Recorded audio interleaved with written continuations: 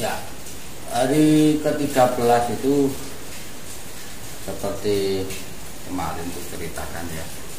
Jadi aku memulai hari itu dengan galau. Jadi menendang, memukul semak, pohon-pohon untuk protes gitu. Protes tapi nggak ngerti mesti gimana. Karena apa? Karena kalau benar itu desa gaib, kan mereka yang mengambil aku, bukan aku yang masuk. Gitu. Jadi dengan usaha sendiri nggak bisa. Apalagi waktu itu kan aku memang juga belum belajar meditasi ya secara khusus. Uang setelah belajar meditasi aja yang kemudian aku pakai untuk mencari kedua teman itu aja, aku tetap nggak bisa gitu. Nggak bisa masuk, dan mereka tidak pernah mau membawa aku lagi.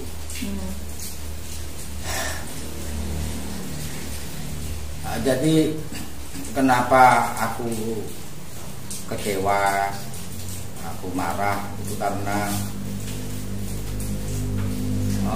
aku nggak bisa bayangkan bahwa kisahku dengan penghuni Gunung Slamet ya, penghuni dalam tanda petik, harus berlanjut gitu.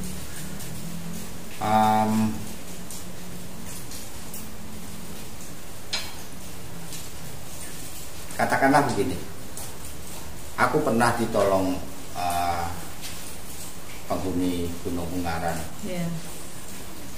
dan meskipun aku baik, berterima kasih pada mereka, tapi tetap jauh di dalam hati itu timbul kecurigaan gitu. Barangkali ini karena ajaran sejak kecil bahwa yang namanya jin itu pasti jahat, pasti ya buruk, licik, dan syukurlah sampai sekarang penghuni Gunung Ungaran itu tidak pernah menuntut apapun sebagai balas budi ya. Tetapi kan ini tidak sama.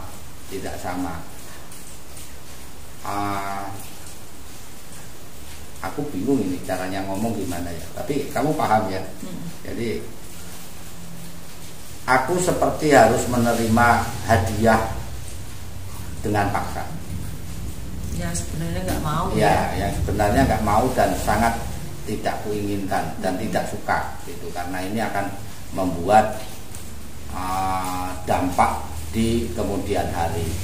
Seperti yang kamu katakan lah, misalnya anakku memang jadi pendaki dan sukses mendaki manapun, nanti akan timbul dualisme gitu. Ini karena kemampuan sendiri atau karena di backing kan gitu. Nah ini perasaan dualisme ini sama dengan ketika sebelum pendakian Iqbal memutuskan untuk menghilangkan ilmu karet itu. Nah itu jadi sikapku sama. Kalau timbul dualisme, yang satu ini dipotong gitu. Nah caraku memotong bagaimana, wong aku nggak bisa masuk. Jadi aku bingung antara ngotot berada di situ supaya bisa masuk, berkesempatan masuk, tetapi aku bahkan tidak tahu itu ada peluangnya apa tidak, atau meneruskan perjalanan karena aku punya misi. Jadi aku harus menceritakan pada keluarga, teman-teman apa yang terjadi, kemudian menyampaikan pesan-pesan Iqbal yang menjadi wasiatnya sebelum meninggal.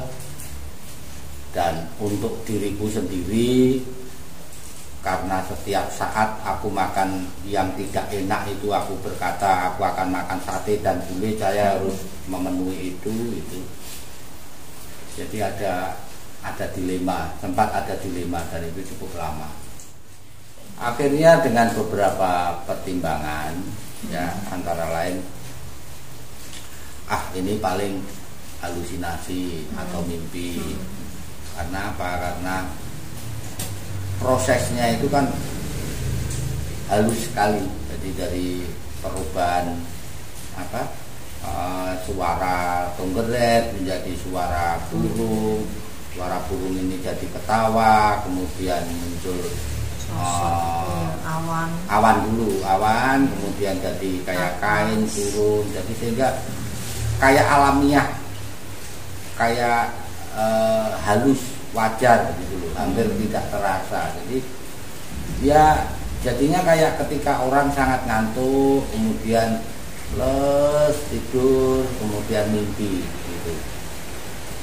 Kan nggak sama dengan waktu di Ungaran. Waktu di Ungaran itu kan aku duduk, itu belum tidur, jadi bukan tidur itu. Jadi aku merasa ada awan, kayak awan itu mendekat, kemudian awan itu kok kayak perempuan, terus saya merasa dipeluk gitu.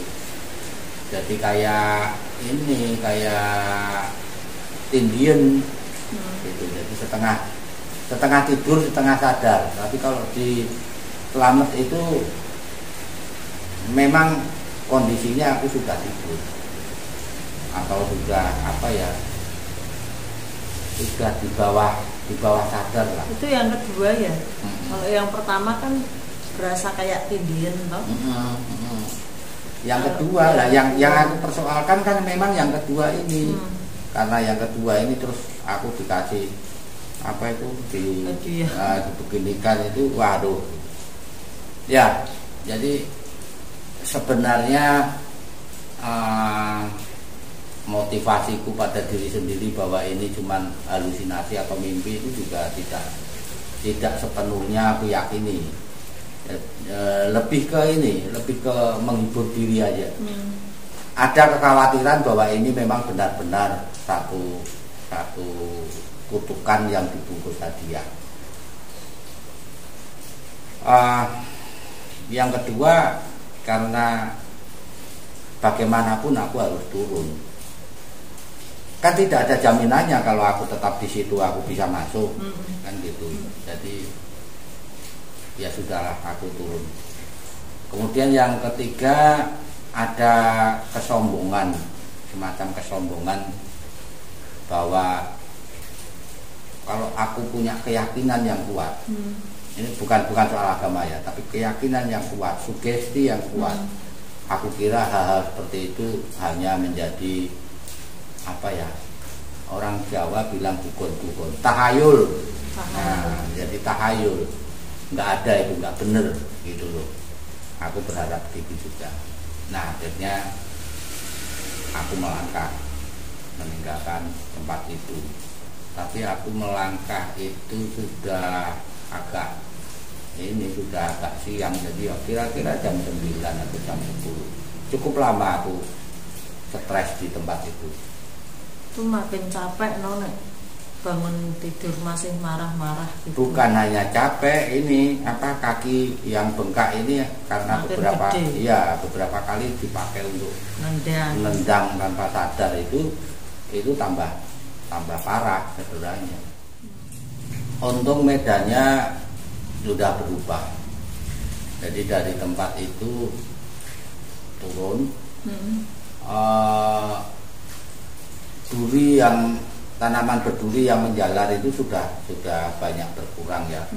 Jadi di banyak tempat itu aku mulai bisa berjalan normal, tidak merayap.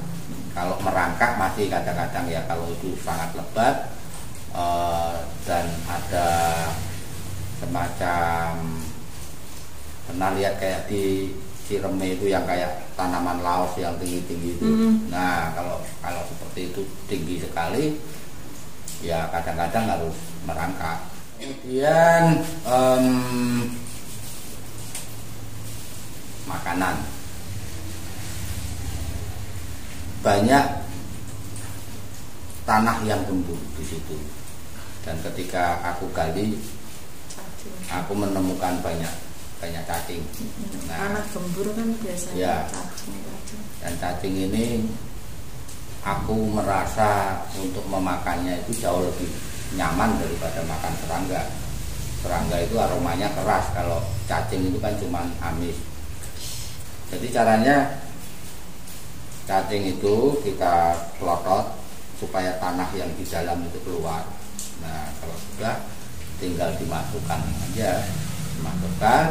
Nah, kemudian nelennya pakai apa? Pakai air.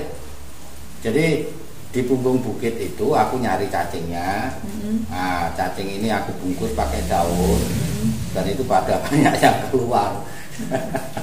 Jadi dapatnya juga sampai di sungai itu sedikit, karena nggak mungkin kalau nggak pakai air.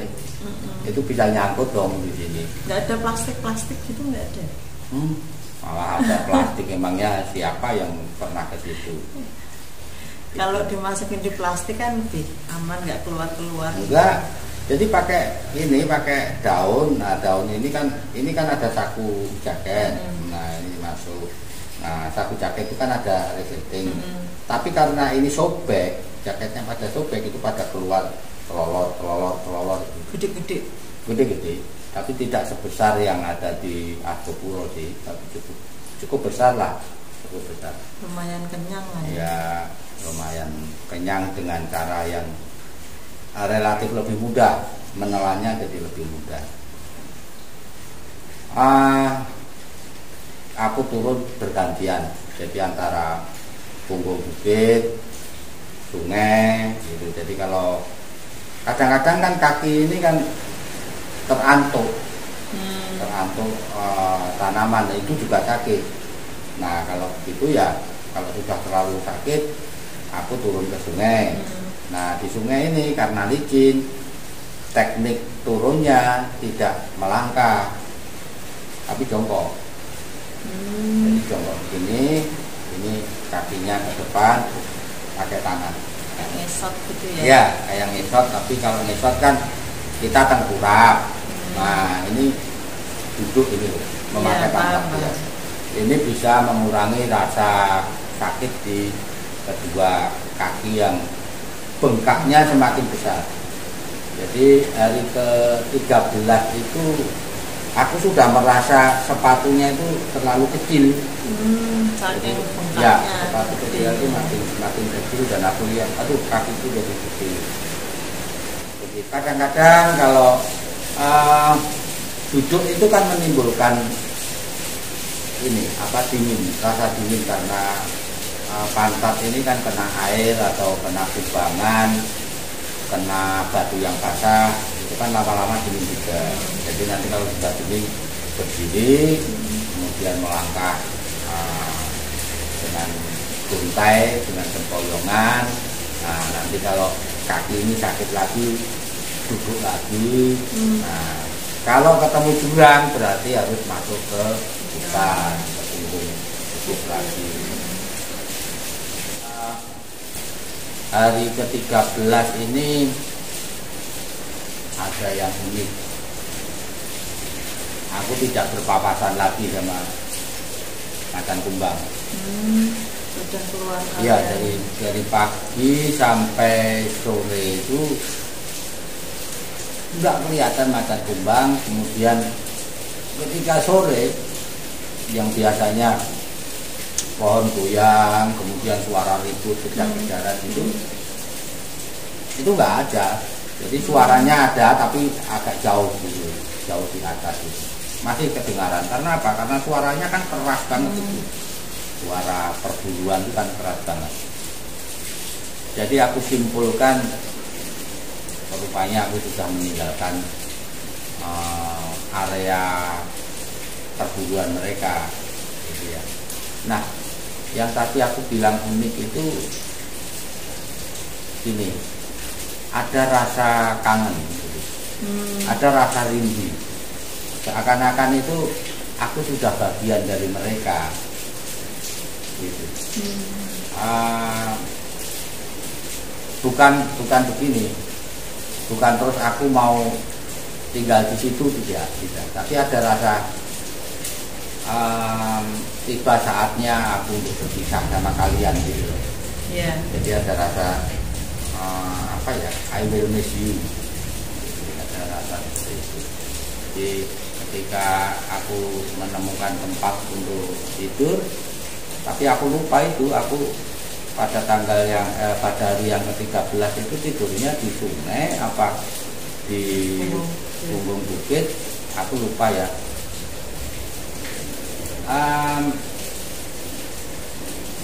Ya kalau biasanya lihat jadi nggak lihat itu kan terus, wah ini mungkin jadi satu-satunya pengalaman bersama mereka ini, dan ada rasa juga semacam terima kasih aku tidak dimakan. Kalau jejak babi hutan sepanjang hari ke-13 itu masih banyak. Lorong-lorong gitu masih? Lorong itu masih, kemudian jejak-jejaknya itu kan tampak karena tanahnya gembur. Itu masih banyak aku dapati, tapi jejak macan itu tidak ada. Nah kalau di sebelumnya, di hari-hari sebelumnya itu kan jejak babi hutan sama jejak macan itu sama-sama kelihatan ada. Tapi yang hari ke-13 itu jejak macan sudah jarang sekali, apalagi ketika sudah sore itu juga. Ya karena ini loh, karena apa? Mungkin sekali jejaknya itu kan berada di tempat yang tidak aku lewati kan gitu. Tapi karena mereka masih kedengaran suaranya, itu kan berarti sebenarnya juga tidak terlalu jauh. Berarti kan tidak ada 100 meter mungkin, masih kedengaran sekali. Tapi pohon yang bergerak itu juga nggak kelihatan. Kangen ya jadi. Ya, jadi kangen. Kayak sepi itu ya. Kayak sepi. Ketika hari makin malam, tonggeret itu masih berbunyi, serangga itu masih ada. Suara burung itu ada juga, tetapi bukan burung yang berbunyi kakak, bukan. Ini burung biasa, burung yang kicau biasa itu, sama mungkin burung hantu yang suaranya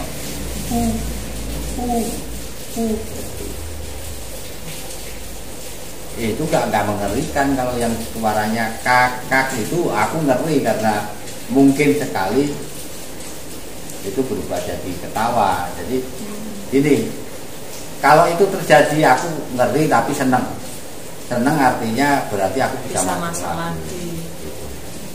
Nah sampai malam aku tunggu itu dengan harap-harap cemas perubahan hari itu. 13 malam itu ya. Hari 13 itu sampai malam itu aku tunggu ini kok gak berubah. Jadi aku malah lebih terjaga justru karena menunggu itu. Nah aku tidak tahu karena aku terjaga atau karena memang urusan kami dianggap selesai oleh pihak kelurahan itu, aku nggak masuk lagi gitu. Ya kemungkinan sekali aku sangat kurang tidur malam itu karena menunggu si Mbak ini menjemput, tapi ternyata enggak. Nah ketika hari mulai remang-remang, jadi mulai di langit itu mulai kemerah-merahan gitu, aku dengar ayam sekokok dari kejauhan. Ini berarti sudah dekat sama desa gitu, pikiranku begitu. Ini menimbulkan luapan luapan kegembiraan, luapan harapan. Wah, ini sudah berarti sudah dekat. Tapi kan aku nggak bisa langsung jalan, tetap aku harus menunggu pagi. Karena apa? Karena medannya kan tidak memungkinkan kalau gelap-gelap gitu jalan kan. Nggak ada lampu, nggak ya. ada lampu, ada licin, kaki yang cedera itu juga tidak memungkinkan. Jadi tetap menunggu sampai pagi. Itu kondisinya masih hujan, enggak gitu atau Masih. masih? Iya, sampai akhir itu ya nanti hujan, nanti terus habis hujan berhenti gitu, kabut, masih seperti itu.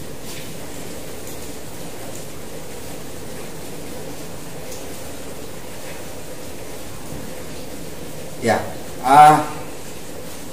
setelah cukup terang, aku melanjutkan perjalanan itu karena apa ya? Karena terlalu bersemangat, aku sudah tidak mikir lagi makan. Jadi sudah malas gitu loh. Ya paling-paling kalau perut terasa lapar, aku turun ke sungai terus minum air sungai, lanjut lagi karena asumsiku di desa kemungkinan ada warung. Kalau tidak ada warung, saya akan minta tolong, minta makan sama penduduk lah. Berarti mikirnya makanya nanti aja kalau udah sampai Iya, di jadi desa, makan ya. tak tunda, yang penting aku segera bisa sampai ke desa. Terutama karena apa? Karena aku berharap jenazah almarhum Iqbal ini segera bisa dievakuasi. Karena gimana ya, aku sambil jalan turun itu kan selalu ngebayangin ini jenazah temanku bagaimana, kena hujan, kena apa-apa ya. Ya memang asumsiku waktu itu kan dia sudah meninggal, jadi dia tidak merasakan seperti itu. Tetapi aku sebagai temannya kan tetap tidak tega gitu loh. Ini jenazahnya belum diperlakukan dengan semestinya. Aku juga butuh kepastian apakah Gagah sudah mendahului aku gitu. Meskipun ragu juga, kalau Gagah mendahului aku sudah pasti ada tim SAR yang naik. Tapi sampai sejauh itu aku tidak pernah mendengar suara orang yang mencari, tidak pernah melihat pohon yang disikap, itu tidak pernah. Jadi ada kekhawatiran bahwa Gagah itu masih tersesat di hutan, seperti yang dikatakan Bulurah Desa Gaib atau Bulurah Desa Mimpi itu. Tetapi terjadi kontradiksi. Jadi semangat ini luar biasa, keinginan untuk segera sampai ke desa ini sangat besar. Tetapi kaki itu semakin susah untuk diajak melangkah karena sakit sekali. Ya, bengkaknya itu makin bengkak gitu. Terus kondisi juga makin lemah kan? Karena tidak makan itu, jadi karena tidak makan, berharap bisa segera sampai, malah mungkin karena itu jadi makin loyo, makin bontai. Ada yang aneh. Seharusnya aku itu melewati sebuah jalan, meskipun waktu itu jalan itu belum diaspal ya, masih rintisan. Baik aku lewat sungai atau lewat bukit, harusnya aku melewati jalan. Ini jalan tembus antara Serang sampai Baturaden. Itu harusnya lewat ini Serang. Nah, dari Serang ini sebenarnya ada jalan menuju Baturaden. Pada saat itu jalan ini belum diaspal, tapi sudah dikeraskan pakai batu. Jadi istilahnya jalan makadam itu loh. Nah, ketika aku sudah di rumah sakit, itu kan aku ditengok sama Kapolda Pak Sunaryo. Nah, aku itu pakai jeep, itu diajak menyusuri jalan ini, gitu. Karena apa? Karena aku ditanya, kamu melewati jalan tembus Serang Baturaden enggak. Loh kok bisa, padahal jelas kamu harusnya melintasi itu. Kan baik misalnya aku ke Punggung Bukit ya, berarti kan ini atau ini. Berarti kan logikanya aku memotong jalan ini. Baik di kanan ataupun di kiri toh, ini kan jalannya. Wong Desa Limpak Tepusnya di sini. Nah, itu aku nggak merasa gitu loh. Nah, seandainya aku tetap lewat Sungai Lemberang, berarti kan aku berada di bawah jembatan, lewat bawah jembatan, itu juga enggak. Paham ya? Jadi di sini ingatanku itu juga terpotong. Tidak bisa mengingat bahwa aku melewati jalan. Nah, aku sampai ladang tanpa mengingat jalan Serang Baturaden itu tadi. Nah, di ladang itu aku lihat ada seorang perempuan yang sedang bekerja di ladang, yang ternyata Bu Karti itu. Aku menyapa, Bu, tapi kan suaraku ini lemah. Suaraku itu sangat lemah sehingga dia nggak dengar gitu ya. Jadi aku agak menuju ke ladangnya gitu. Baru kemudian dia jawab dengan aksen yang agak sulit aku mengerti. Jadi dialognya menjadi agak panjang toh. Karena apa? Karena aksennya itu beda. Ketika kita ke Limpak Tepus itu kan kamu sempat ngobrol juga toh. Paham apa enggak? Bingung. Nah, bingung sama. Jadi pada intinya aku tanya, ini desa namanya desa apa? Gitu. Terus dia sebutkan Limpak Tepus gitu. Nah, nama itu juga bagiku ini desa mana lagi ini? Kan gitu. Kemudian aku tanya, Pak Lurah itu tinggalnya di mana? Jadi yang pertama kali aku tuju memang Pak Lurah, supaya aku bisa lapor. Nah, dia jawab, wah kalau kelurahan jauh sekali gitu. Dan ini sudah sore loh. Jadi waktu aku ketemu itu sudah sore. Jadi sepanjang hari ke-14 itu dengan sempoyongan itu aku mencoba terus berjalan tanpa makan, hanya minum air sungai itu supaya bisa sampai. Nah, ya akibatnya itu tadi sangat lemah sehingga suaranya jadi lemah. Kemudian ini juga daya tangkap ini susah. Jadi ketika ada orang ngomong dialek lain itu jadi tambah bingung. Lama mencerna. Ya, mencernanya jadi lama. Lah itu jenengan begitu lihat ladang penduduk itu perasaannya jenengan piye, Mas? Beda dengan yang aku bayangkan ketika di hutan. Sebenarnya di hutan itu ya, kalau yang kubayangkan kan begitu sampai di ladang ada kobis, ada loncang, ada apapun, aku nggak peduli, akan aku makan. Ada orangnya berarti aku minta, kalau tidak ada ya sudah aku makan saja. Misalnya saya harus ganti ya aku ganti. Loh begitu ketemu ladang itu loh, itu perasaannya datar aja.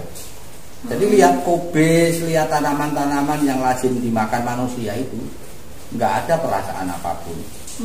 Yang ada cuman aku segera lapor gitu. Ya lapar, tapi rasa pengen segera merawat almarhum itu sangat besar. Aku sempat tanya juga, apa temanku ada yang lewat sini? Bingung dia. Waktu itu aku tanya begitu, bingung. Karena apa? Karena ini kan memang bukan rute pendakian. Nah, dia jawab nggak ada gitu ya. Terus aku tanya, nah kalau kelurahannya jauh, yang mimpin desa ini Pak Kadus atau siapapun itu mana tempatnya gitu. Nah, terus dia kasih ancar-ancar, ini sampean lurus terus, nanti ada pertigaan, sampean ke kanan gitu. Nah, setelah jelas bahwa perjalanan masih cukup jauh, aku tanya, kalau di sini ada warung enggak? Gitu. Nah, dia jawab, ada. Sebelum sampai di Pak Kadus itu ada warung di sebelah kanan jalan. Itu cuman kadang-kadang buka, kadang-kadang enggak. Nah, makanya aku heran ketika ternyata yang berjualan juga Bu Karti ini. Gitu. Karena apa? Kalau dia yang berjualan harusnya jawabannya bukan kadang-kadang buka, kadang-kadang enggak. Ini buka gitu ya. Gitu. Cuman ini buka habis, tapi yang misalnya nungguin orang lain atau apa kan gitu. Tapi jawabannya aku ingat kadang-kadang buka, kadang-kadang enggak. Ya gitu, ya udah, aku jalan. Bu Karti ini masih di situ. Bu Karti waktu aku jalan masih di situ. Nah, meneruskan. Ya, nah ketika kita ke Limpak Tepus itu, Bu Karti ceritanya kan kemudian pulang duluan, cerita ke suaminya, terus aku ditemukan pingsan di tengah jalan. Nah itu aku nggak ingat. Seingatnya jenengan gitu ya. Seingatku aku berjalan terus dan ini pelan-pelan sekali. Aku juga nggak ingat disalip orang. Sampai di pertigaan aku ke kanan. Nah sampai di pertigaan itu kan mulai kelihatan rumah-rumahnya. Pada waktu itu rumah-rumah itu belum ada rumah tembok. Jadi semua rumah itu dari kayu. Dan orang memasak masih pakai kayu semua. Itu pakai tungku itu kan kelihatan dari asap yang menerobos itu. Itu kan berarti kan pakainya kayu gitu. Ya, kemudian di warung itu aku masuk, kemudian ya kula nuwun saya mau minta makan gitu. Terus adanya apa ya, di meja masih ada beberapa gorengan itu. Tapi ini seingatku perempuan yang aku temui sama yang melayani aku di situ itu beda. Kalau Bu Karti yang kemarin kita ketemu di Limpak Tepus, aku ingat betul ini yang penjual itu. Gitu. Tapi yang ku temui yang di ladang itu di ladang kayaknya bukan deh, gitu. Karena wajahnya beda kok, wajahnya beda. Waktu itu Bu Karti masih muda. Ibu Karti ini masih muda dan dia masih punya anak kecil itu. Karena waktu melayani itu dia sibuk antara melayani aku sama anaknya yang gelendot ke dia. Bukan masih bayi, bukan, tapi masih gelendot. Kemudian dia bilang hanya ada mie. Kemudian aku bilang tolong kalau bisa dikasih sayuran apapun gitu. Apapun. Kalau nggak salah sayurannya itu daun kul karena rasanya agak pahit. Nah dia juga bilang, wah sudah tidak ada sayuran, adanya cuman ini daun kul. Terus aku tanya, tempe ada nggak? Ya ada tempe, tapi di sini tempenya kayak begini, tempe yang dibuat dari biji koro itu loh. Nah itu nggak apa-apa, udah jadi ditambahin daun sama itu. Nah persoalannya adalah mungkin karena selera di desa itu ya, dia buatnya mie rebus itu pedes. Jadi kamu bayangin perut yang nggak pernah terisi, itu terisi makanan yang super pedas. Aku juga menangkap ini ketika si Bu Karti itu melayani itu, dia agak takut-takut gimana. Maklum lah, ini muka sudah nggak karu-karuan. Nah, tidak ada percakapan apapun kecuali melayani itu sampai makan, sampai selesai makan. Nah, setelah selesai makan, aku cerita, Bu, aku itu dari mendaki Gunung Slamet, tersesat.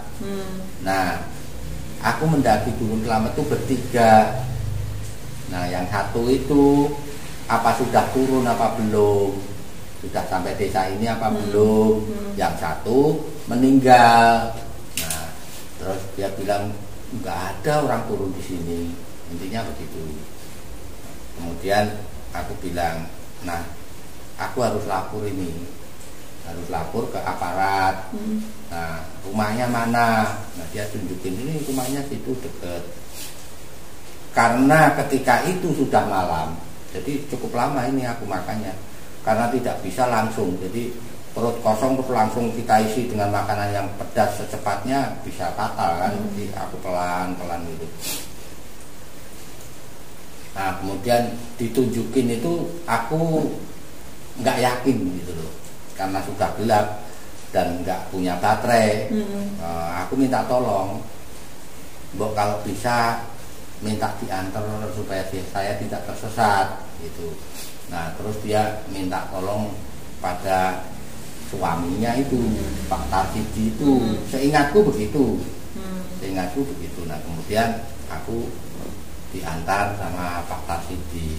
Nah, karena Pak Tarsidi ini normal, jalannya normal, itu kan aku sering ketinggalan. Jadi begitu makan, ini seluruh tubuh ini rasanya bukan jadi segar, tapi seperti apa ya, kekuatan itu malah hilang semua, hilang semua, dan kaki ini jadi sangat susah bergerak. Jadi bisanya melangkah itu ya satu, nanti tunggu satu lagi, dan itu penuh rasa sakit. Jadi melangkah itu sudah susah bergerak. Nah, begitu kaki ini bertumpu ini rasanya celeng gitu. Lagi celeng. Nah, sampai Pak Tati itu sampai ngomong, ayo Thomas agak cepat gitu. Padahal itu sudah maksimal aku bisa melangkah. Seingatku begitu loh. Padahal nggak terlalu jauh sebenarnya ya. Nggak terlalu jauh, tapi menurutku itu satu perjalanan yang cukup panjang dan menyiksa. Deket kok. Itu. Nah, itu versi saya. Kalau versinya Pak Tarsidi, versinya Bu Karti adalah beliau yang menemui aku di ladang, kemudian beliau pulang duluan, menceritakan itu pada suaminya. Suaminya bersama anaknya mendatangi aku, ternyata aku sudah pingsan di pinggir jalan. Nah, mengingat banyak sekali kejadian di Gunung Slamet ini yang bisa dibilang aku ada pada kondisi delirium itu. Jadi delirium itu kan kondisi apa ya, halusinasi atau kondisi medis tertentu di mana orang merasa melihat, merasa mengalami sesuatu padahal enggak. Bisa juga seperti itu. Jadi bisa aja yang benar bukan versiku loh ya. Buktinya apa? Buktinya aku enggak ingat melewati jalan, enggak ingat cara menuruni jurang. Itu kan berarti kesan yang aku dapatkan itu belum tentu benar gitu. Jadi bisa aja yang benar adalah versinya Pak Tarsidi. Ya, karena di warung kan dulu ada yang bertanya ya, itu makan di warung bayar apa enggak? Ya bayar. Oh, namanya juga warung kan gitu. Namanya juga warung, dan pada kondisi aku juga punya uang gitu. Dan uang ini kan memang aku siapkan supaya tidak hancur. Ya, sudah malam ketika akhirnya aku sampai ke rumahnya Pak Kadus waktu itu ya, Pak Nawitrama almarhum. Ya, beliau terheran-heran, ada apa lagi mungkin gitu ya pikirnya ya. Saya cerita bahwa saya mendaki Gunung Slamet lewat Bambangan, kemudian tersesat menerobos hutan. Satu teman ini meninggal, yang satu itu sudah pulang duluan. Apakah dia sudah sampai? Nah, beliau menegaskan bahwa belum ada yang sampai ke sini. Nah malah saya sempat dimarahi sama beliau, dan sekali lagi saya tidak tersinggung karena dimarahi. Jadi karena apa? Karena itu wajar, itu wajar. Apalagi setelah kita ke Limpak Tepus kemarin kan, kita jadi tahu penduduk menjadi apa ya, agak ragu karena muka saya ini kan seperti muka penjahat pada waktu itu kan zaman petrol, yang mungkin sekali saya ini residivis atau penjahat yang sengaja dibuang ke hutan atau bagaimana kan. Nah sempat dimarahi. Jadi intinya kenapa turun lewat desa ini, kamu kan bikin repot ini kan, ya. Ya tapi bagaimanapun karena apa ya, orang Jawa itu pada umumnya kan seperti itu. Jadi kalau mereka marah kita tetap merendah, ya akhirnya luluh juga. Jadi setelah dimarahin itu malah dia suruhan bikin bubur. Saya sudah ngomong, Pak, saya itu sudah makan, tadi sudah makan di warung bawah itu yang punyanya yang nganter ini gitu.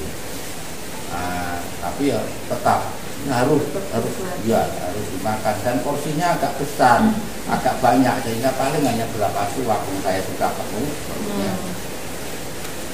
Itu kemudian saya dipersilahkan tidur di atas kursi panjang yang kemarin ternyata masih ada.